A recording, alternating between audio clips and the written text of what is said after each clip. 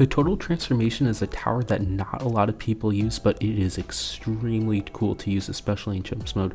So let's take on hashtag out Chimps mode with this tower, which might seem like a bit of a challenge, but we're going to be doing it with 72,000 cash spare on top of that. So it's going to get really crazy. And this was one of the most fun games I did in a long time. So we're going to start off by doing the land start. We'll get open down and get some druids. We're going to be doing a super greedy early game, and we take out round 40 with just a bunch of 000 druids. With the total transformation, we're going to be transforming all of these druids because they get insane carryover buffs from open and a few pop lusts. We'll be taking 3 pop lusts with us only because I can cheap out and not have to get that many in order to get the amount of cash spare that I want to get, which will make things a little bit more difficult, but it definitely still is possible.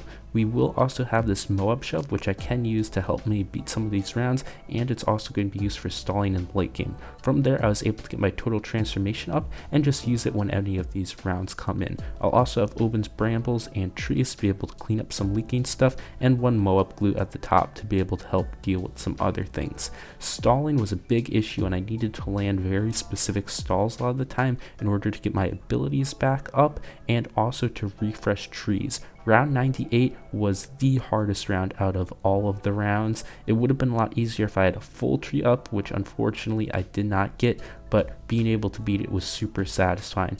Even without having much money spent in the defense and nearly nothing spent on support, the total transformation was just able to out damage everything and destroy round 98, which allowed me to get all of this cash spare, and this was super cool and really impressive. We then stalled out round 98 so I could get abilities back up for round 99, which was pretty easy, just took a little bit of work, and then round 100 we got everything back and we could just destroy it like it was nothing. Super cool, really fun game, and I had about 72,000 cash spare at the end. A little bit more was in the trees, but not a lot.